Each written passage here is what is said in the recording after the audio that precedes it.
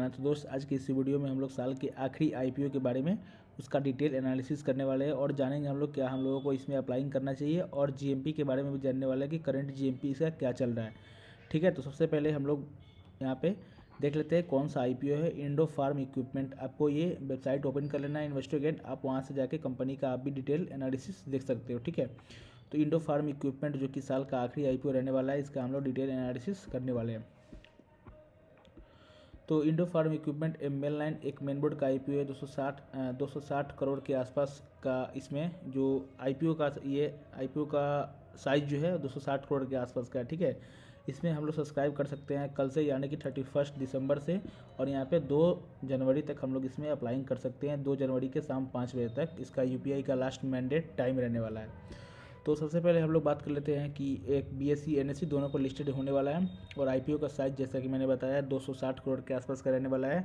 और ये लोग 75 करोड़ के आसपास का ये लोग ओएफएस के थ्रू फंड जुटाने वाले हैं, जो कि एग्जिस्टिंग इन्वेस्टर होते हैं, वो लोग अपना जो है स्टेक सेल करने वाले हैं। ठीक है, और फ्रेश इशू 184 लगभग 185 करोड़ के आसपास का यहाँ पे होने वाला है और रिटेलर को टोटल यहाँ पे फ्रेश इशू का 35% यहाँ पे मिलने वाला है। ठीक है, तो आप इसको कैलकुलेट करके एक बार कमेंट बॉक्स में बता देना कि रिटेलर के लिए कितना सीट यहाँ पे टोटल नेट इशू रहने वाला है रिटेलर्स के लिए।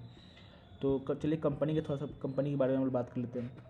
तो कंपनी के नाम से ही आपको पता चल रहा होगा इंडो फार्म इक्विपमेंट, मतलब कि फार्मिंग से रिलेटेड या एग्रीकल्चर से रिलेटेड ये इक्विपमेंट जो है वो मैन्युफैक्चर करती है और जो भी मैन्युफैक्चर करके इंपोर्ट करती है। ठीक है, Indo farm Equipment manufacture world class tractor, pick and carry cranes and other farm equipment such as harvester combines, rotavators and other related spares and components. जैसे कि मैंने आप लोगों को बताया कि नाम से आपको पता चल रहा होगा कि एग्री रिलेटेड जो भी इक्विपमेंट है वो ये कंपनी मैन्युफैक्चर करती है। ठीक है, जैसे कि वर्ल्ड क्लास ट्रैक्टर हो गया, पिकअप हो गया and pick and carry cranes, जो पिक करता है और कैरी करता है क्रेन्स, वो वाला क्रेन आप लोग देखा ही होगा। ठीक है, और अगर कभी भी आप लोग इसका जो भी प्रोडक्ट है आप लोग कभी कहीं देखे हो तो एक बार कमेंट करके बताइए कि आपने क्या देखा है, ट्रैक्टर देखा है या क्रेन देखा है।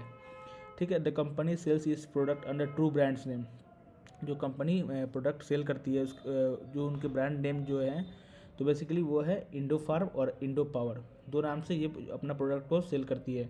इस product are sold domestically as well as exported to other countries such as Nepal, Syria, Sudan, Bangladesh, Myanmar, Kuwait और इतने सारे देशों में जो है यहाँ पे UAE, Malaysia and Germany ETC लगभग अच्छे खासे देशों में यहाँ पे सेल करती है।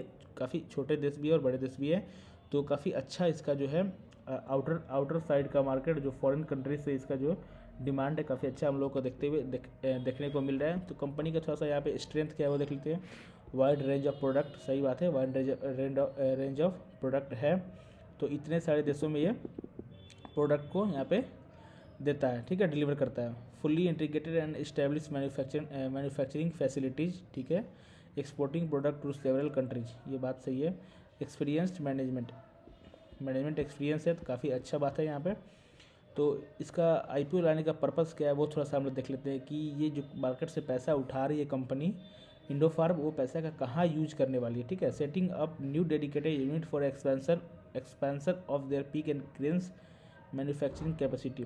ठीक है, ये लोग एक्सपेंशन करना चाहते हैं पिक एंड कैरी क्रेन्स वाले जो किरान होते हैं क्रेन, उनको एक्सपेंड करना चाहती है। ठीक है, रिपेमेंट और प्रीपेमेंट इन फुल और part of certain borrowing avail by the company, ये लोग लोन भी जो लोन बाकी है वो सेटअप करना चाहती है कंपनी। ठीक है, काफ़ी अच्छी बात है। लोन सेटअप होने के बाद कंपनी में थोड़ा सा प्रेशर कम होता है और कंपनी अच्छा खासा एक्सपेंड करती है और ग्रोथ करती है। ठीक है, further investment in NBFC subsidiary for financing the augmentation of its capital base to meet its future capital requirement. ठीक है, तो थोड़ा सा फर्दर इन्वेस्टमेंट करना चाहती है एनबीएफसी के सब्सिडियरी में, ताकि आगे चल के कुछ फंड का रिक्वायरमेंट हो वो इससे फुलफिलमेंट हो जाए। ठीक है, जनरल कॉर्पोरेट पर्पस के लिए यहाँ पे फंड लेना चाहती है। ठीक है, एसेट्स थोड़ा सा इसमें हम इसका कंसोलिडेटेड फंडामेंटल हम लोग चेक कर लेंगे 2022, 23, 24 का मार्च Q1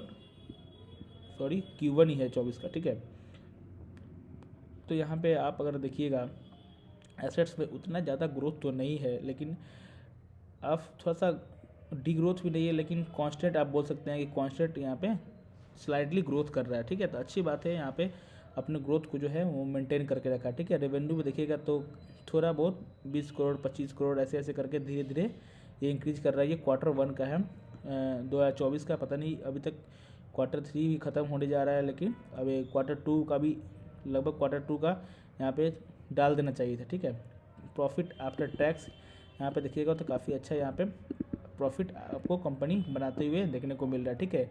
एटलीस्ट कंपनी निगेटिव बन रही है, ये पॉजिटिव बात है, ठीक है। कंपनी कम से कम थोड़ा सा भी प्रॉफिट जनरेट कर रही है, लेकिन जनरेट तो कर रही है।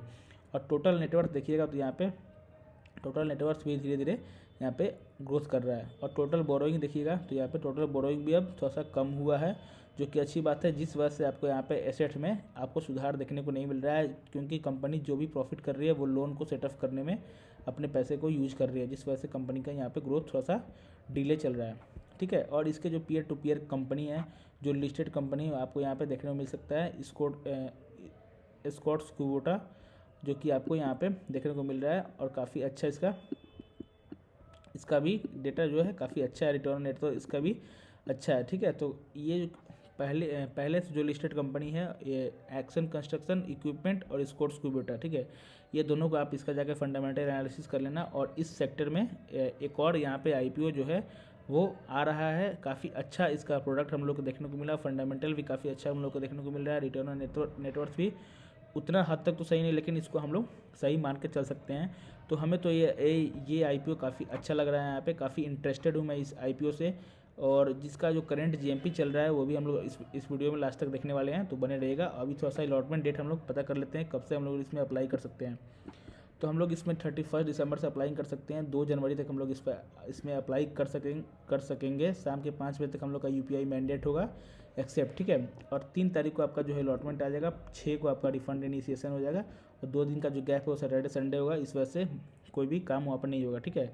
और जो 6 तारीख को जो जिसका भी अलॉटमेंट मिलता है, जो लकी आदमी होगा उसके अकाउंट में डीमेट ट्रांसफ़र शेयर्स को ट्रांसफ़र जो है वो डीमेट में हो जाएगा। और 7 जनवरी को इसका लिस्टिंग हो जाएगा। अब बात करते हैं प्राइस बैंड क्या है इसका। 204 से लेके 215 के बीच में इसका प्राइस बैंड रहने वाला है। और तो रिटेलर्स के लिए 215 का ही यहाँ पे माना जाएगा, क्योंकि जो हाईएस्ट प्राइस होता है उस प्राइस पे आपको बीट करना चाहिए। और मार्केट में आपको कितना एक लॉट में कितना शेयर्स आएंगे, तो 69 शेयर के आसपास होंगे। और एक लॉट का प्राइस जो है 14,835 रुपये के आसपास यहाँ पे रहने वाला है। और मिनिमम स्मॉल HNI के लिए 2,07,690 रुपये आपको यहाँ पे अप्लाइंग करना होगा 14 लॉट्स के लिए, ठीक है। और बिग HNI के लिए आपको 68 लॉट्स के लिए अप्लाई करना होगा, जिसमें 10,08,780 रुपये टोटल बैठता है यहाँ पे। तो बात कर लेते हैं थोड़ा सा अभी करंट GMP क्या चल रहा है। तो अभी इसका GMP देखिएगा तो लगभग 37.21% के आसपास का चल रहा है। तो ये एक प्रेडिक्टेड डेटा है, तो मुझे तो ये उम्मीद है कि इससे डबल 50-60% के आसपास आपको ये लिस्टिंग होते हुए देखने को मिल जाएगा। और थोड़ा सा मार्केट कंडीशन अगर साथ में देता है, फेवरेबल अगर होता है मार्केट कंडीशन, तो काफ़ी अच्छा 80-90% भी जा सकता है, क्योंकि ये जो कंपनी है इसके फंडामेंटल काफ़ी अच्छे लग रहे हैं। और आगे जाके इस कंपनी में बहुत ग्रोथ देखने को हम लोग को मिल जाएगा, ठीक है। तो आपका ओपिनियन क्या है, आप एक बार कमेंट बॉक्स में कमेंट करके जरूर बता दीजिएगा।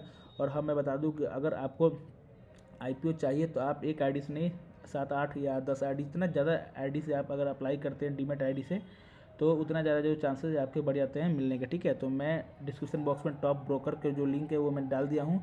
किसी भी फैमिली या फ्रेंड किसी का भी आप डीमेट अकाउंट ओपन करके आप उससे IPO अप्लाई कर सकते हैं, ताकि आपको IPO जो है वो मिल सके और उसका लिस्टिंग दिन का प्रॉफिट आप भी उठा सकें जैसे दूसरे ले रहे हैं, ठीक है। और IPO रिलेटेड जितने भी इंफॉर्मेशन होते हैं मैंने टेलीग्राम चैनल वहाँ पे बना करके रखा है, तो डिस्क्रिप्शन बॉक्स में उसका भी लिंक है, आप वहाँ से जाके मेरे टेलीग्राम चैनल से जुड़ सकते हैं। वहाँ से आपको डेली का डेली इन्फॉर्मेशन जो भी होते हैं करंट GMP सब कुछ आपको देखने को वहाँ पे मिल जाएगा। तो जल्दी से जाकर चैनल को भी ज्वाइन कर लीजिए, और वीडियो अच्छी लगे तो वीडियो को भी लाइक कर दीजिएगा।